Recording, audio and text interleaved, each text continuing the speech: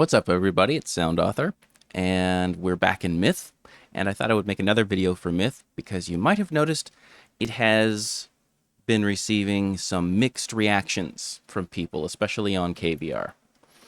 And I see some misinformation about things I just want to clear up. And I just also want to share my own thoughts on the resynthesis aspect of myth, which I personally feel isn't the strongest aspect of myth.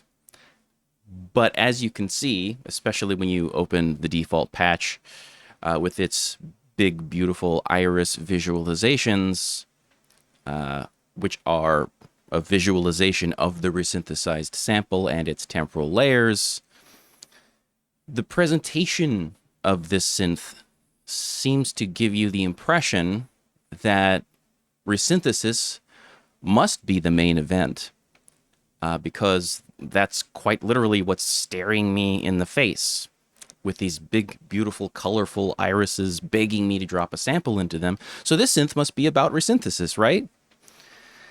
I personally don't think so. I think that the transformers here are the actual strength of myth. And I think, this is just my opinion, but I think that the effect that the transformers have on the waveform should have been the visualization or the main focus of the instrument. And that should have, these things are what people should have been drawn to right off the bat, instead of, oh, look at these big, beautiful irises begging me to drop a sample into them. Let me just go ahead and drop a sample into them, and the result isn't what people expect. If you have a resynthesis engine in your synth, people are going to use it, and they are going to bring along with them their expectations of what they think a resynthesized sample should sound like compared to other resynthesis engines. That's just a natural expectation that people are obviously going to bring along with them. And I think that the transformers should have been the main emphasis, because that's when myth really starts to come to life. I wouldn't necessarily describe the resynthesis as bad, but that's going to be someone's first impression. They're going to open it, they're going to drop a sample in there, and they're going to be like, huh? I'm going to move this position around. That's a really brief one. Where's a longer one? I mean, this is one that I made for it. But even that's really, like, scratchy. And, gotta have my coffee. So, I want to talk about this pure transformer.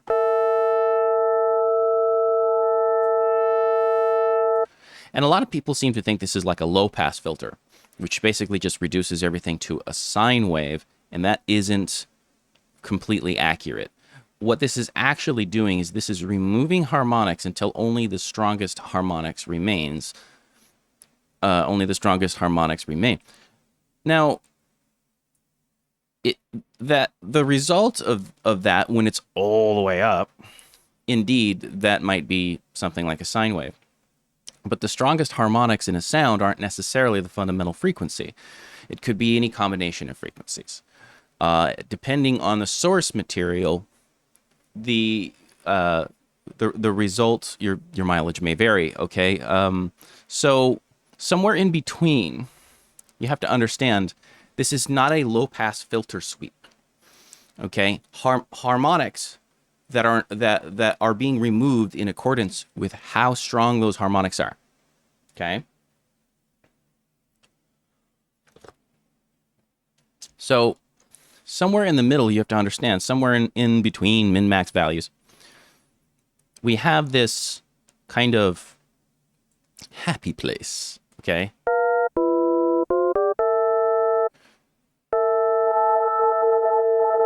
Okay, so the scratchy bits are no longer there.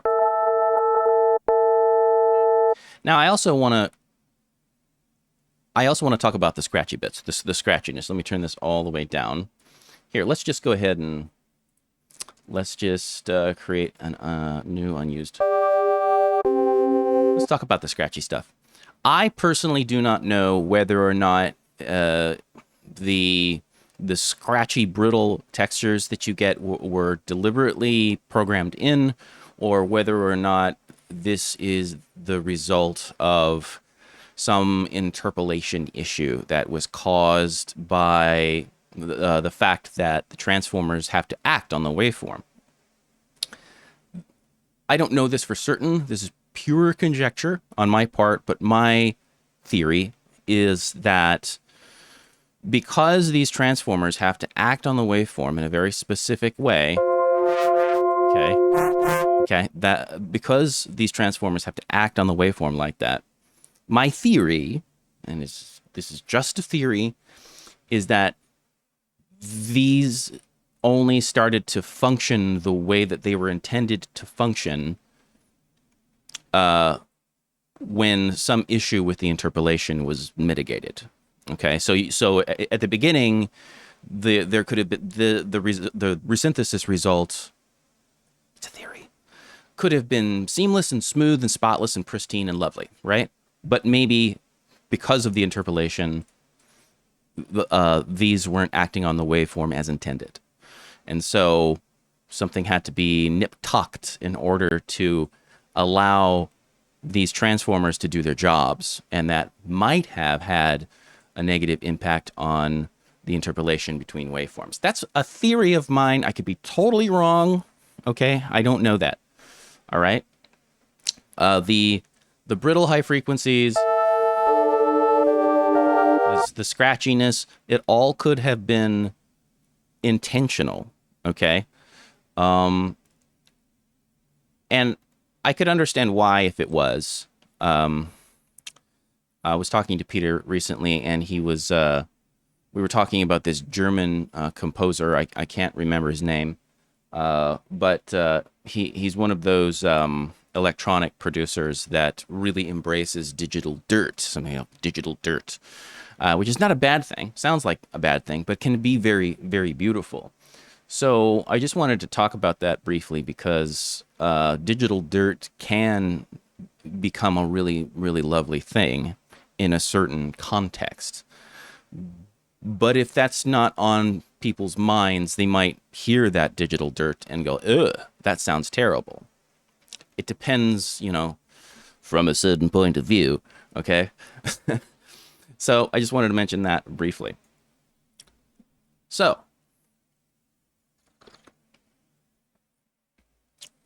how would I take this sound? Which sounds interesting. What would I do with this? Well, one thing I wanted to talk about was how everyone is using the iris, how people are modulating the iris position.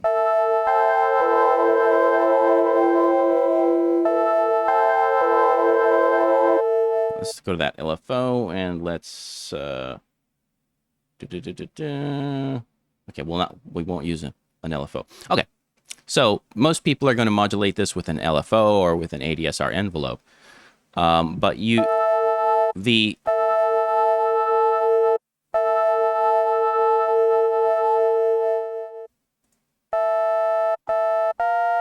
brittleness or the scratchiness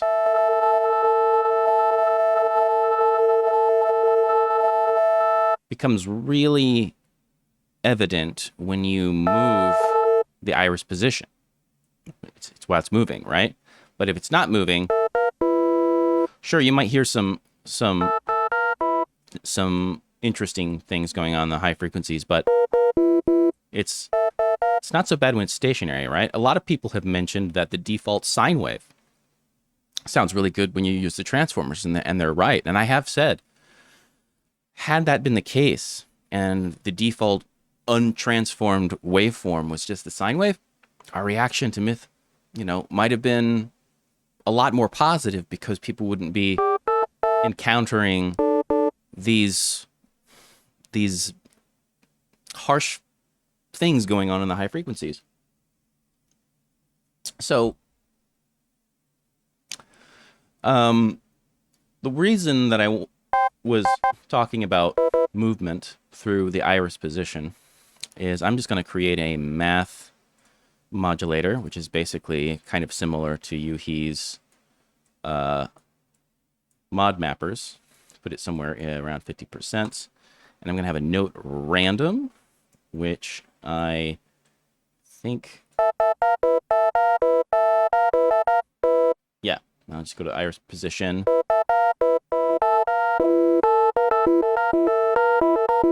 So you can do something like that, okay? This is kind of a dissonant sample, isn't it?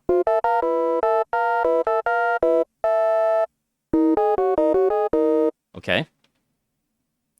So a lot of people are using an LFO or an ADSR, but you can just have a stationary waveform and use the note random to just kind of cherry pick waveforms throughout the entire iris. So you're just kind of moving through the temporal layers. In my walkthrough of my patches and stuff, I also stressed that this crossfades between the temporal layers in the resynthesized sample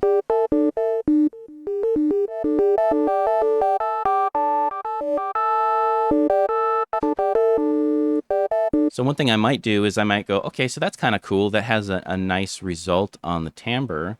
So maybe I'll go ahead and let's not forget that our math output is unipolar. So we're going to want to have like a value like this, and maybe, so that is now teeter-tottering.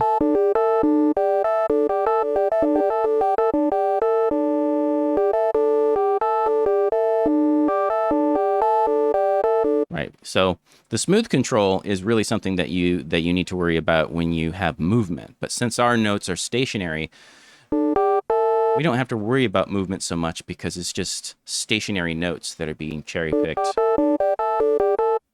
So let's introduce just a little bit. You don't really need that much of the pure transformer to shave off the hairy bits, if you will.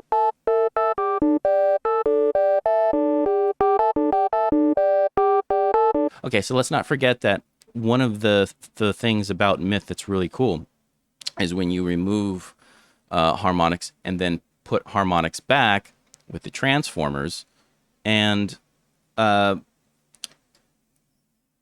already discussed that the pure transformer isn't a low-pass filter. And yes, it does reach for frequencies, high frequencies kind of first, because those just tend to be the weakest frequencies.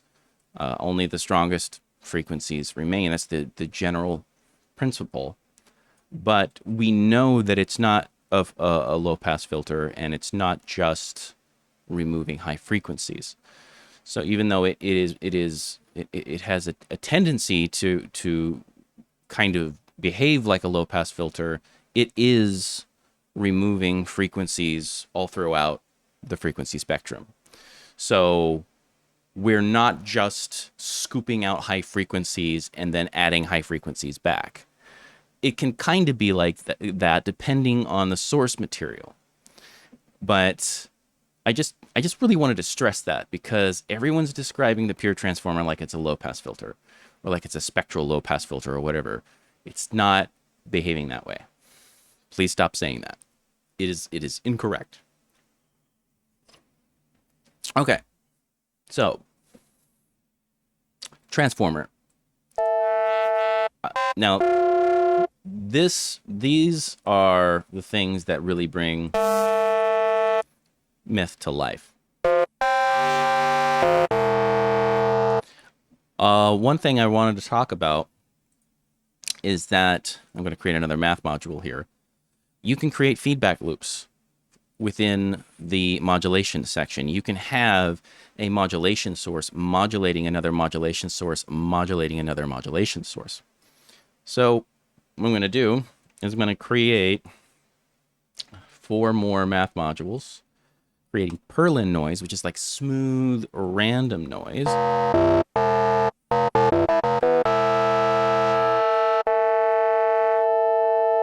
Okay, and it's going to be unipolar, and I'm going to have that acting on this transformer here.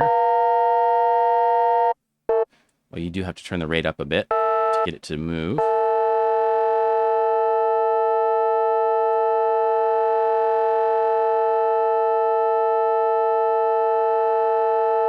Okay. And let's just keep doing that a couple of more times. Let's just have this. The middle point has to be 0.5, and the maximum value of the Perlin is also 0.5, so that'll range between 0 and 1. I've already said this several times to Peter. I think Perlin noise should be its own modulation source here, and not something that we have to fiddle around with math, thinking about 0.5 and maximum is 0.5, so ranges between 0 and 1. The user should never have to think like that. I just so happen to be a professional programmer, so I understand that it needs to range between those. It has to have that range.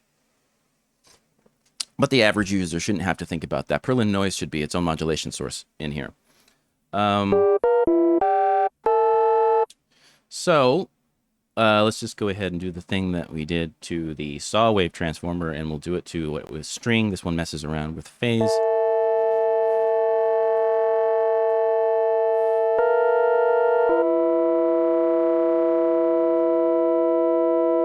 Okay, so we've got some interesting modulation of a couple of transformers. Let's get some more going on. Perlin, okay, 0.5. Maximum is 0.5. Give it some juice. So it's moving around. Okay, let's do it with that one. Next one, create another math module. And somewhere around 0.5. Perlin noise, maximum is 0.5. Get some juice, and we'll do it with this one. A little loud, isn't it?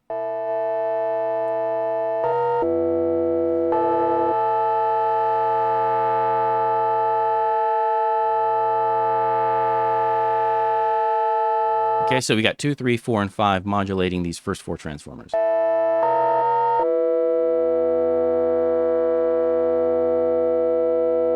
And I was kind of subtle with it, but I guess I could go a little bit further.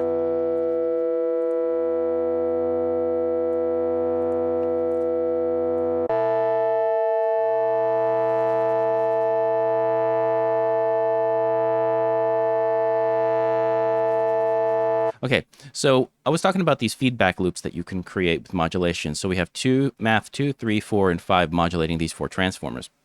What I want to do is let's do something like modulate the rate of these guys. Okay, so let me turn the rate down a little bit.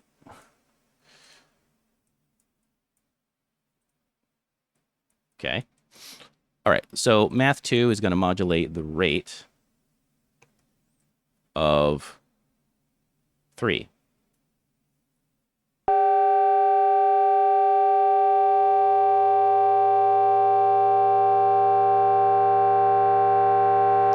Yeah, something like that.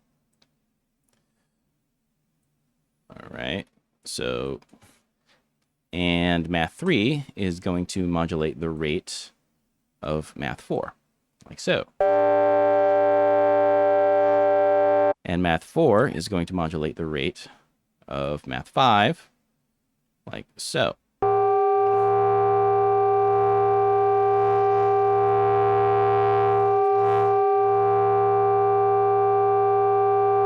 And we can create a feedback loop now. So math 5 modulates the rate of 2.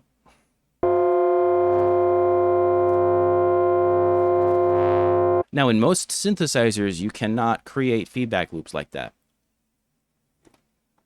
Most synths won't let you do that. Some synths can. A lot of synths can, actually. There's more recurrent modulation that you can do, but a lot of synths won't let you do feedback loops. So it's cool that you can do that with here. And as you can see, the coffee is working. Math 2, 3, 4, and 5 now have this phenomenon where they're slowing down and they're speeding up, and there's some nice random fluctuations happening here with the resynthesized sample. So let's give that a little bit of release.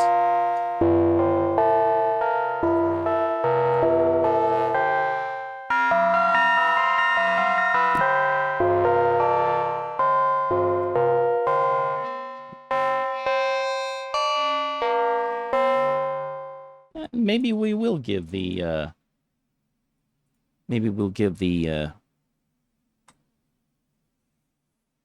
do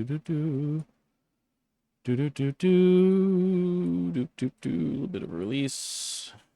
Maybe we will give the FM operator a little bit of ADSR modulation.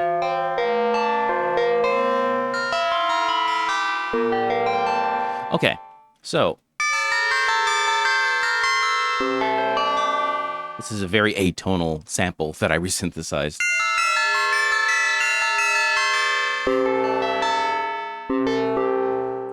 Okay, but hey, I can choose different things. Don't I have the one?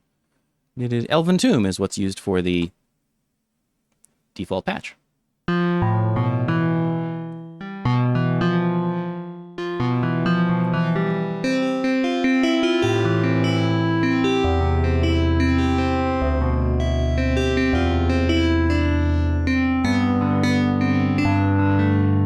Okay, and so now we've got something that sounds kind of distorty, but in a pleasant way.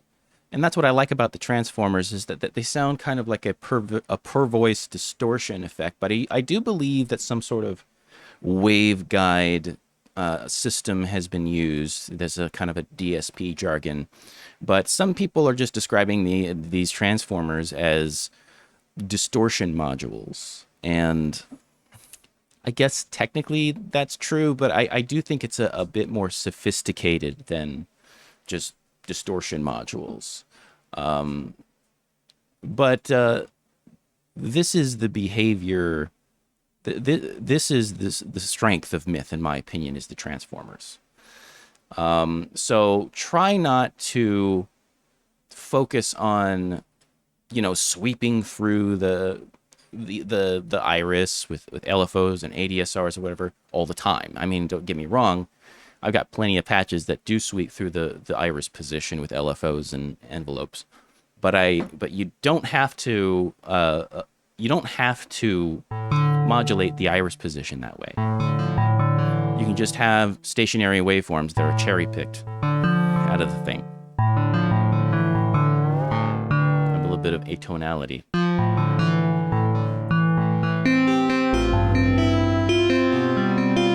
And of course, we've got some effects that we can use. And we've got don't forget about your filters. Look, you've got all of these, even if you have some harsh high frequencies. Let's talk about that. Let's just exchange this for the regular.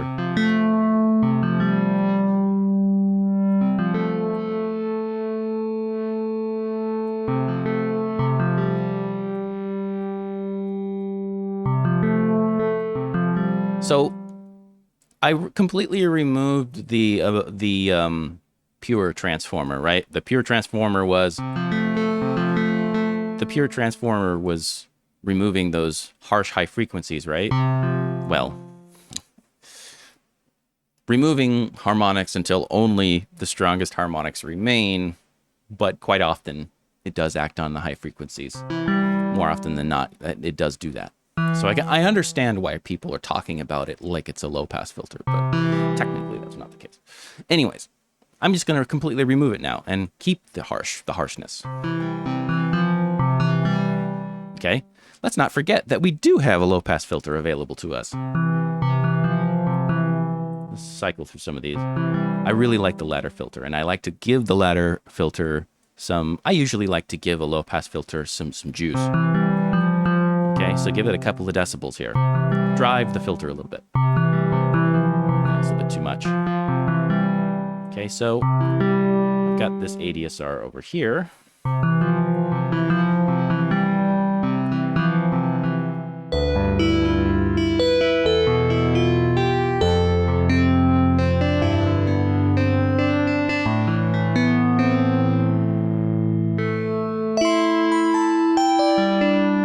Okay, and who couldn't forget that we have the J60 cores? I mean, come on. You can't, you know you want to. You know you want to. Woo.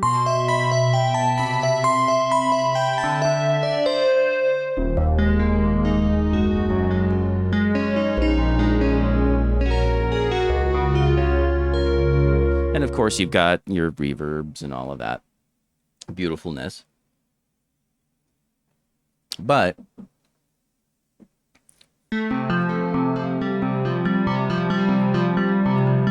you know, you don't have to remove much, okay? And like I said,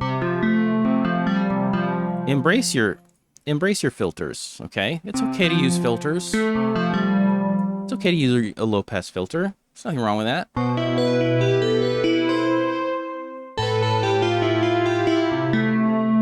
And why not? Let's throw on that big beautiful clouds. Where is it? The reverbs, the clouds. There we go. I usually have to really crank this.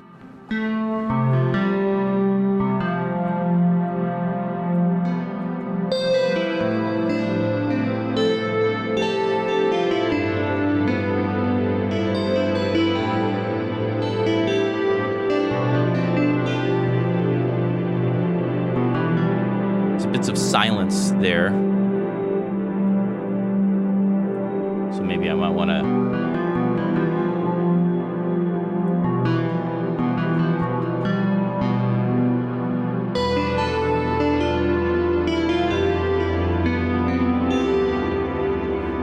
I love clouds, but one thing that I have a difficult time with in clouds is that it has a tendency to just be so huge and have tails that go on forever. Sometimes I wish that I could have that sense of space that I get with clouds, because that's what clouds is really good for. But sometimes it's hard to get that spaciousness without the tail going on for sometimes like 2 minutes, like forever. And I would love maybe a new reverb from Peter that has the spaciousness and the richness of clouds, but gives us more ability to shape the tail, because clouds just wants to be monstrous. And yeah. So anyways, dog is barking in the distance and needs attendance. But anyway, I hope maybe that cleared up some confusion about a couple of things. And I hope I didn't step on too many toes. But yeah, I'll say it again. I feel that the emphasis should have been the transformers, because that's what I think Myth does very, very well. And the sweeping and modulation of the iris position and the brittle high frequencies that crop up, the resynthesis results in general, it is something that has caused some mixed reviews, you might say. But it doesn't have to be a deal breaker, especially when you use the pure transformer in combination, especially if you're going to be sweeping. If you're going to be sweeping through, I highly recommend using the smooth. This is one of the transformers. So it is very capable of making some smooth sounds. Not everything has to be harsh and brittle. Just try to keep in mind that I think you should be more focused on the transformers and not so obsessed with the resynthesis aspect of myth.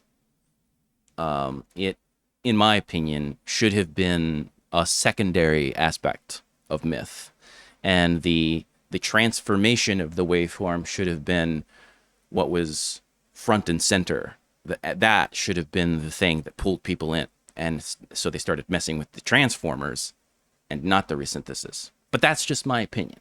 So, anyways, there's the video. Hope you got something out of it.